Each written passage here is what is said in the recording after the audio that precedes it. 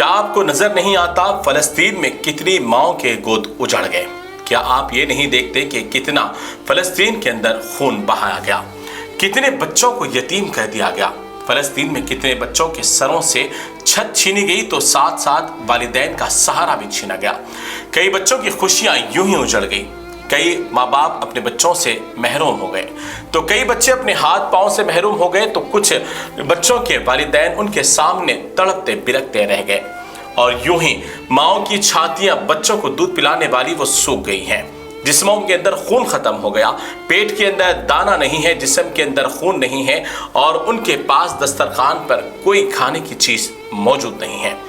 इतना तमाम बदतरीन हालात देखने के बावजूद भी मुसलमानों के अंदर इतनी भी मोहब्बत, इतनी हमदर्दी नजर नहीं आ रही है।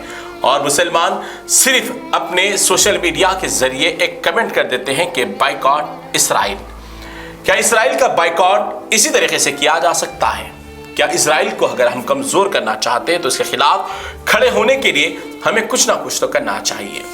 याद रखिए वो तमाम माओं के आंसुओं को, याद करिए उन बच्चों की चीखती चिल्लाती बिलखती आवाजों को, याद करिए, जरा सोचिए जिनके सरों पर छतों को उड़ा दिया गया, जिन बच्चों के सामने उनके माँ बाप को मार दिया गया, जिन माँ बाप के सामने उन बच्चों को मार दिया गया, और हजारों बच्चों को यूं ही यतीम कर दिया गया, लाखों लोगों को घरों से बेघर कर दिया गया।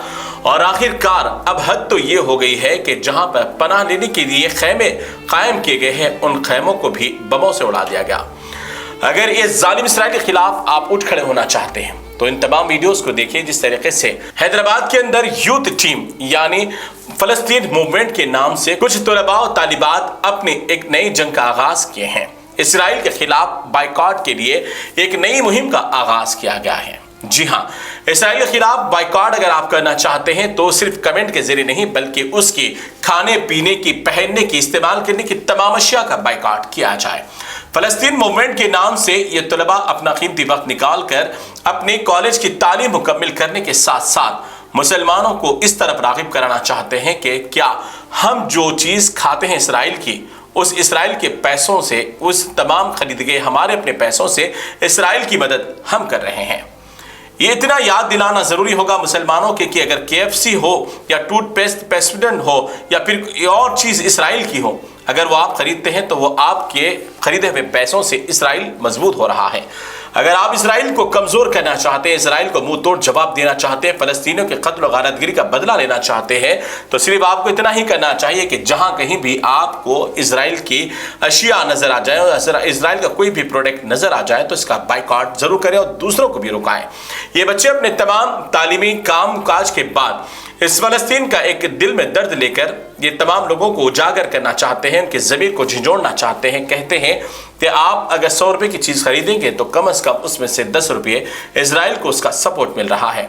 क्या आप अपने मुस्लिम भाइयों का कत्ल 10 रुपये देकर करवाना चाहते हैं? अगर नहीं है तो फिर ये निकाली गई मुहिम का हिस्सा बन जाइए। इस निकाली गई बच्चों की जानिब से इस मुहिम को आगे और भी मजबूत करने के लिए इनके साथ जुड़ जाइए। और यहाँ पर जितने भी लोग इसराइल के खिलाफ खड़े होना चाहते हैं तो सबसे पहले इसराइल की तमाम खाने पीने की या इस्तेमाल करने की अशिया का बाइकॉट करना जरूरी है। मैं इन तमाम बच्चों की हिम्मत अफजाई के लिए, इन तमाम बच्चों की सपोर्ट के लिए आप सभी से भी गुजारिश करूंगा, इनके पेज को भी सपोर्ट करिए, इनके इस काम को सपोर्ट करिए और इन लोगों की हिम्मत अफजाई के लिए, इनके इस काम को, इनके इस हौसले को, इनकी बुलंदियों को, इनकी इन ताकतों को देखकर मैं इनकी दिल से सताइश करता हूं, इन्हें सलाम पेश करता हूं कि इन्होंने इस नौजवानी के आलम में जहां लोग रास्ते भटकते फिरते हैं, लेकिन इनके दिलों में फलस्तीन का गम, फलस्तीन की हमदर्दी और फलस्तीन का इन्हें तमाम चीज़ का एहसास है। इसीलिए इन्होंने अपनी तालीम और तरबियत के साथ साथ फलस्तीन के हक में आवाज़ उठाने के लिए एक नई मुहिम का आगाज़ किया है।